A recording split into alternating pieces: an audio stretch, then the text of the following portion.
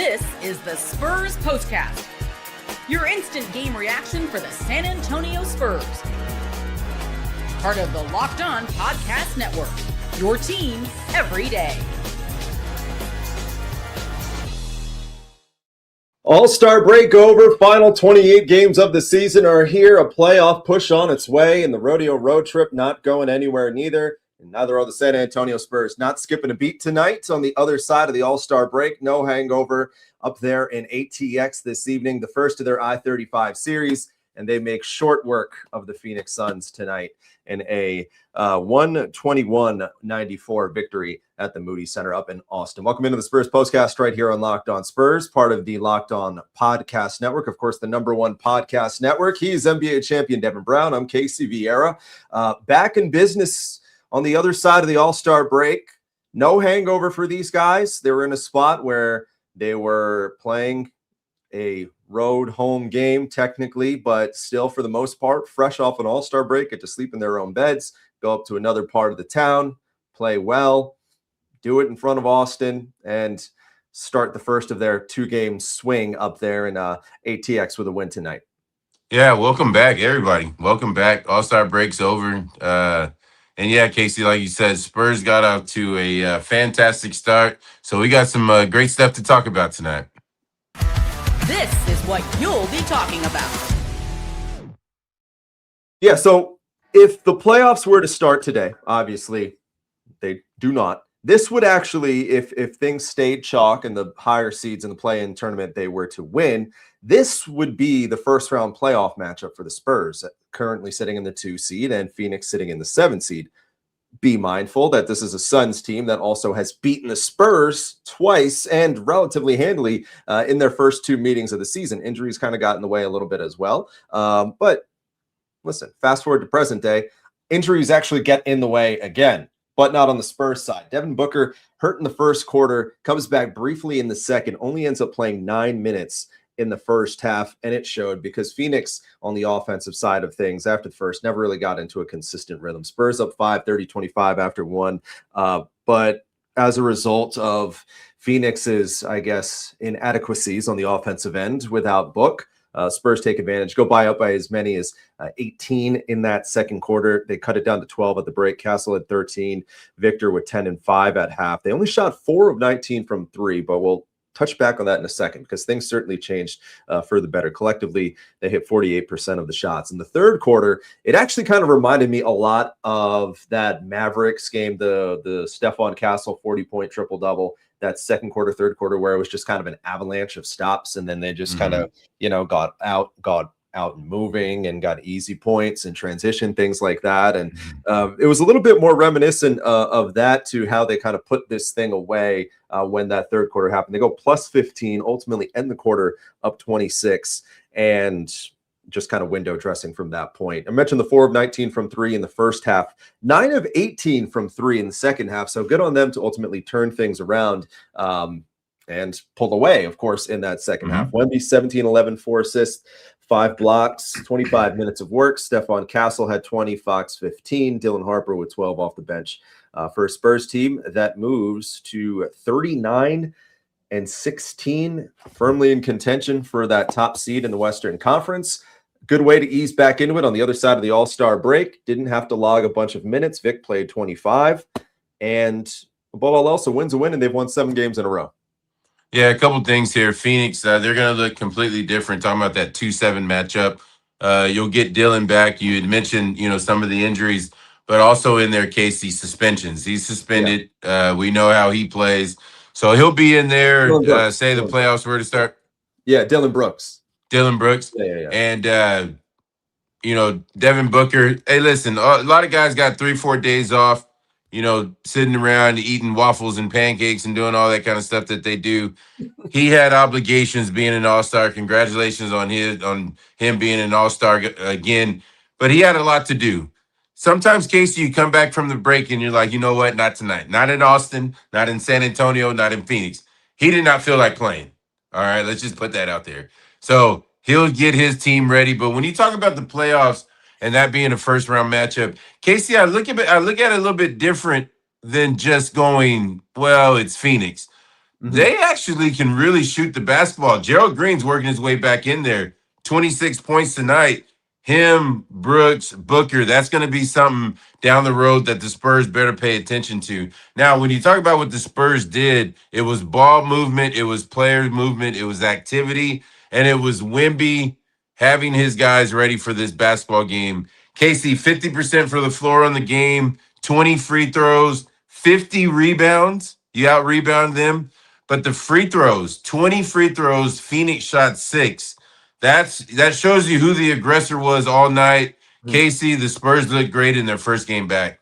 Yeah, 30 assists on 45 makes, 45 of 87. So what that say? It's 52% they shot tonight from the field. 12 turnovers. They were effective with the ball.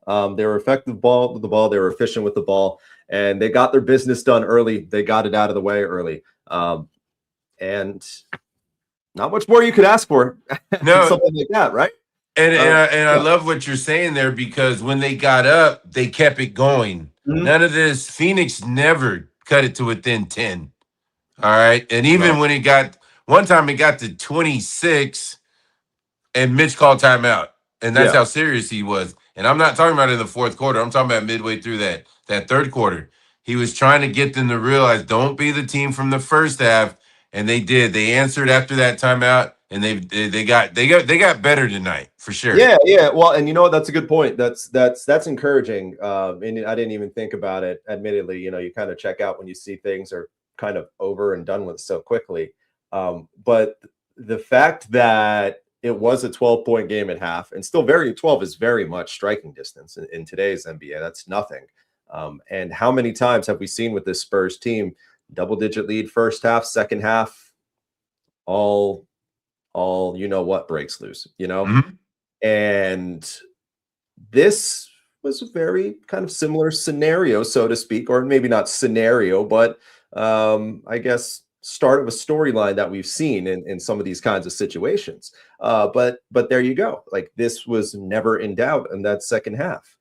Whatsoever. And that's kind of like the first time in a long time that we've seen that, where they've kind of handled the game very steadily in the first, and then it was a continuation on into the third quarter. Like, okay, the Laker game the other day you take with a grain of salt because nobody was playing. But against a playoff team, it's been a while since they've done that. Yes, it has. It's not, in immediate memory, I can't think of it. So that's a very encouraging sign to going forward too. The really the one thing that I was looking forward to, and that I was very surprised, Harrison Barnes took the family somewhere on their vacation, came back. He was 0 of 3. He hit his first three-pointer. He was 1 of 4, and all I was waiting for was Mr. 100% to be said, and it was not. That was my only disappointment from the game. And it was not. He didn't say it? Sean didn't say it? He did not say it. He was 0 of 3. When he hit his first one, he made him 1 of 4. That's 25%, Casey. But I was waiting on Mr. 100%, and it didn't happen. Sean and Jacob up there, I think we were talking about getting checked out. Jacob has a music gig tomorrow at the Four Seasons. Four Seasons. Yeah. I feel like going. I think Jacob midway through was like writing out his set list or something like that. Because if that can go through and Sean's not saying Mr. 100 in a game that, was looking for a little bit of juice, something at that point where you're digging deep into the blowout stories over here to get you through the final 20 minutes of the game. Hey, they were talking about that, and I'm going to have to go on the 2K to figure out who some of these Phoenix players were, because I was confused, Casey. I did not. I knew a couple of the names, but I don't know. Yeah, Jordan Ott over there. He's probably not going to win Coach of the Year, but he's going to probably finish. Needs to be considered. 3. Yeah, he's probably going to finish in the top 3. Our X factor tonight, not a Coach of the Year candidate, obviously, but hey, maybe one day he is. And if he was a coach, it'd certainly be an entertaining one. Good game from Luke Cornett tonight. It's time to reveal who made the biggest under-the-radar impact with today's X Factor. 10 points, 9 rebounds, a perfect 5 from 5 from the field, blocked a shot, threw a horns up out there. I mean, that's if there's anyone who matches the vibe of Austin, Texas, look no further than Luke Cornett. But kind of expand beyond kind of the game a little bit from what we've seen, which is the idea of him just being so consistently good is, well, the fact that, yeah, he's been so consistently good in this role. And I'm not sure a lot of us saw the sustainability of it. I mean, I want to, maybe I'm guilty of it to the extent, because the thing that's wild with him is that there hasn't really been a drop off right with him. It's just been good, consistent play. You know, some of these other guys, they've had their ebbs and their flows and things like that. And, you know, relative to what Luke Cornett is, what you're expecting, it's just been steady all the way across. And it continues again tonight. So, yeah, fantastic tonight. 5 of 5, like you said. But think about the pressure that a guy like that's under. You're playing behind Victor. Here of late, we haven't really seen him playing alongside him. He's more of a backup role, but, you know, your minutes can be 2 or 3 if you're out there and you're bad, because obviously the first thing Coach Mitch wants to do is get Victor back on the floor. But with Luke, like you said, he's been good all year, and he's the perfect piece. The front office got this one right for the team, because he does everything right. And that's what you love as a coach, and that's what he does. And it's, you know, we're defensive, you know, he's in the right spot. He's talking to his guards, which that's what you love as a player and a coach. But the offensive side, the offensive rebounding, they have not run a play for him yet, Casey, all year, and they probably won't. But he still ends up with 10 points, 12 points, 14 points. Mm-hmm. And that's just because he's hustling and he's doing his job. So great job on winning our X Factor tonight. Yeah, another standout showing from him. I don't know if I mentioned Dylan Harper had 17 points off the bench as well, with the kind of extended amount of time. And some that even caught me off guard that we haven't seen, with Carter Bryant getting some, you know, late game run too. They gave Carter Bryant a couple opportunities to isolate and create for himself. He took a step back 3, and I was like, all right. Okay. From your lenses, that's an ISO. From my lenses, the play broke down. So he had to try and create something. And I'm sitting there, and every move he's making, Sean's ooh, and I'm like, oh my goodness. I'm trying to pump up the kid's confidence. It might have been a broken play. Yes. The shot clock might have been at 1 when he took the shot. Might have been at 6 when he got the ball. Had no choice. But you know what, man? Carter Bryant's played well. He needed to pick me up after what went down in LA at the dunk contest too. Hey, just say that. I wish I could help you there. I was too busy missing putts. Well, I'm glad you're back then. I am back. I'm glad you're back. Glad to have you back at home too, as the Spurs keep on continuing their winning ways with their 7th consecutive win, 3-0 on the rodeo road trip, a much different looking rodeo road trip, as we know. Coming up on the other side, we'll think past the rodeo road trip. We'll think playoffs. And like we said, this very realistically could be the Spurs' first round opponent. And so are they looking at a night like tonight a little bit more differently? That's something that Devin and I, or at least I'm going to pick Devin's brain with the player's perspective, if you will, coming up on the other side right here on the Spurs Postcast on Locked On Spurs, following a nice victory on the other side of the All-Star break over the Phoenix Suns. But before we get to all that, let's have another conversation about our friends and helping driving this program. And we're going to bring the energy, 5-hour energy, if you will, to you a little bit tonight, because we're looking at every aspect to let you know which flavors right now are the best and which ones might just be sleepers. The board is set, their flavors are ready, and the only one is going to take the top spot, because 5-hour energy right now, they have a wide variety of flavors going on. You see it listed on your screen right there. 17 different flavors. You have the very simple ones. You have the cherries and the pomegranates of the world, and you're feeling slightly more ambitious. Maybe you go to a cotton candy. And then if you just feel like really going out of the norm, you go to confetti craze, it's called. It's kind of like birthday cake type deal. A whole bunch of options for you, a whole bunch of stuff to get you through your day. Find your new flavor of 5-hour energy. They're available online, 5hourenergy.com, or of course you can get them at Amazon. Probably not a bad thing to have if you're a business owner, because you need as much energy as you can get. And this time of year, a lot of us look at how we run our business, and we think there's just got to be a better way to do this, especially with the comms stuff, because that's why we're having a conversation, I guess you could say, about Quo, spelled Quo, the smarter way to run your business communications. Because when your team is reachable, organized, communicating one place, you're not just working cleaner, you're working to create more opportunities to connect with your customers. So it's really no surprise that this is the #1 rated business phone system on G2, trusted by more than 90,000 businesses, 90, everything from solo operators to growing teams. So make this year where no opportunity and no customer slips away. Try Quo for free.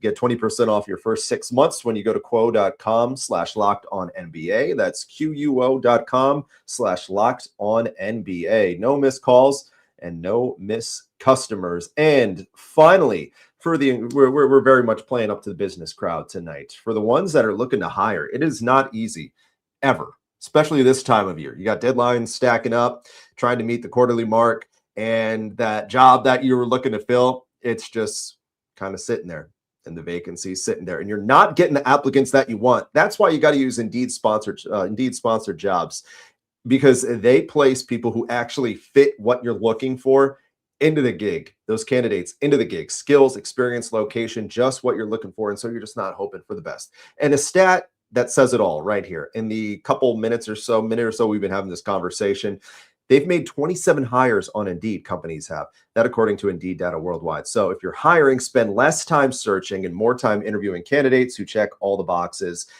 Less stress, less time, more results to get the right person to cut through the chaos. Indeed sponsored jobs. Listeners to this show going to get $75 sponsored job credit to help you get your premium status. It deserves the job. That is at Indeed.com/podcast, Indeed.com/podcast. As always, terms and conditions apply.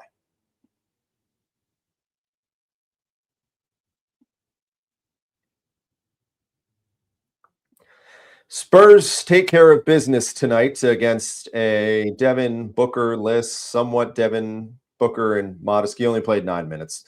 A very different looking Phoenix Suns team, and they take care of business. The Spurs have really been the beneficiary of the schedule a little bit when it comes to the stars getting hurt, between Booker and then Curry before the other side of the break with the Warriors, and the Lakers just punting on the weekend, sitting everybody. But hey, right, you only play who's on the calendar. Well, hey, when we show up at your place, I know, and that's who you run out there with, I can't help you. Mitch Johnson didn't tell him to sit Curry. Mitch Johnson Mitch Johnson didn't take Book out the game. He didn't call Rob Pelinka and say sit Luka and LeBron tonight. That's right. LeBron said that. He said, "I'm not playing back-to-backs. 47. Not playing back-to-back. We're not doing that." LeBron and Luka, that might be a competition that the Spurs come across at some point in the playoffs. Like we said at the jump, that would not be the case right now, at least in the first round. That would be their opponent that they saw today, the Phoenix Suns. One that at the start of the year, again, like we mentioned, they took the first 2 meetings in the Valley of the Sun. Tonight, when it shifts back to South Central Texas, the Spurs win handily. Players lens, players perspective here. Now that we're in mid-February after the All-Star break, and you're seeing that the playoff picture is starting to become a little bit more clear, you're getting a better idea of what things are looking like. Are you looking at a game like tonight a little bit more differently, knowing that this could be who you're playing in a couple months from now? I can't, Casey. Honestly, I can't, because they don't have their horses. You know, they have good players that played for Phoenix tonight, and they did a heck of a job for a little while. But no, they don't have their horses. If I'm Phoenix, the first thing I know what Dylan's going to bring is the outside shot, and then he's going to mix it up with Wemby. All right, trying to get Wemby off of his game. He's having a really good year, by the way. A really good year. So that's what I'm saying. You know, any little scrummage to get Wemby off of his game, he's going to get involved in, especially in the playoffs. So you have to be ready for things like that. Booker, I mean, we saw Booker at the beginning of the game. That's disinterest. That's not tonight. That's what that is. You know, you're going to get a better effort out of him. Jalen Green, he's going to get himself going 26 tonight. Like we said, he's going to be right there in the thick of things if it comes to the playoffs. So Casey, no, because Phoenix is going to be completely different. They're going to have, I know the Spurs have 28 games left. They're probably right around that number. So that's going to be a lot of time to figure this thing out. Now, also on Phoenix's side, you're going to be able to break down this film and see how you're going to guard San Antonio later on. So it's only good, because you look at it and you go, maybe, but at the same time, it's got a long way away from now. So you think that's probably the way the Spurs are looking at it too? Yeah, just the Spurs are like, hey, great first game. Like you, and it was a great point that you mentioned. I know our fans want you to realize the fact that Fox, Wemby, Castle played 20 minutes tonight in the first game back is huge. You were able to get them up and down. This is basically a showcase weekend in Austin. Got them out there. The fans of Austin got to see them up close and personal. Got them out of there. That's all you wanted tonight. All right. But the Spurs, you're 2.5 back of that number 1 seed, which I think will be important. More important than, just staying where you are. So 2.5 back of that and 4 clear of Denver. Yeah, they got to get that number 1 seed. If you ask me, got to get that number 1 seed. Well, and Shea is going to be out at least another week. So what we thought was kind of like, I don't want to say a pipe dream, but we're maybe expanding the imagination. This is very, very real. It's real. It's very, very real because you are obviously very much in arm's reach now, and you have the tiebreaker. So you almost kind of essentially have another game on that respect too. You're kind of like a game and a half out. Game and a half out. Yeah, exactly. Yeah. You own the tiebreaker with that. And it's kind of crazy to say because I don't think anybody, even back on Christmas when they essentially clinched the tiebreaker by taking the first 3 before the latter 2 games happened, I think we're like, all right, cool, it's a cool thing to have. But at the time, there's 6 games back to first. They're not going to catch these guys. But now, right. This might be a thing. Like this might be a thing. Goes to show you. I mean, basketball, it's a marathon, man, and all it takes is just one injury to slightly derail things a little bit. Not to suggest Oklahoma City's season is derailed by any stretch of the means, but hey, it's there for the Spurs right now. It's there for the taking. And again, for a young team, you need as much help as you can get in these situations. And to lock up that 1 spot, I mean, that would just be paramount, especially if you're going to have to deal with the Jokic's of the world and the SGAs of the world. It's a big deal. But I'll tell you what, those guys, they have to deal with the player of the game of the world or player of the game of tonight, I guess. This is the Locked On Player of the Game. My poor transition to acknowledge that Victor Wembanyama had a very good game tonight. Yeah, he did. He was great. Just carried over from how he played this weekend, but very efficient. Just to the point type basketball, meaning coming out here, going to get this big lead. They did. And Casey, he looked great. First game back, looked great. You see Jeremy Sohan real quick made his Knicks debut tonight? I saw a little bit of it. Yeah, the blue and orange hair. Played. He actually got 4th quarter minutes. Picked up Cade Cunningham. Nobody, in fairness to Jeremy, nobody was stopping Cade Cunningham. He had Cade had 42. Jeremy had played 10 minutes, 2 points, a block of Cade, and a steal of Cade. And what was the most important part when he checked in? You got to stand and know. Got to stand and know. Yeah. Listen, man, sometimes that's all it takes. Yep. And he didn't do anything to that Garden crowd tonight. I mean, they're leaving annoyed because they lost to the Pistons for the 3rd time this season. Right. But he didn't do anything tonight to make them not feel good about Jeremy Sohan, right? And I'm telling you, they're gonna love him because he's gonna fit right in with them. Hard-nosed defender, Mike Brown type of player. Yeah, and the 2 teams, they and the Spurs, obviously cross paths at MSG in a couple weeks. That's going to be a fun postcast. I can't wait for that. Until then, though, we have another game several of games to talk about. The next one, part of that rodeo road trip, again, back up in Austin. Sacramento Kings, worst team in the league. just can't get out of their own ways. That's the next time you can find Devin Brown and I on the Spurs postcast right here on Locked On Spurs at the conclusion of that, just like you always do. And of course, Jeff Garcia every single weekday on the title pod bright and early. Shout out to you guys. You're the ones, as always, make it fun, make it interesting, and appreciate you. We had another fun night on the engagement, so I'm glad you missed us on the postcast because you got worried, had a layoff. We were hoping you were going to come back, and you did. So again, shout out to you guys for doing exactly that. So again, next get together Saturday night after Spurs Kings. Looking forward to having you guys again on Saturday night as well. So for Mr. NBA champion Devin Brown, I'm Casey Viera. Spurs winners tonight, 7-game win streak, 3-0 to start the rodeo road trip.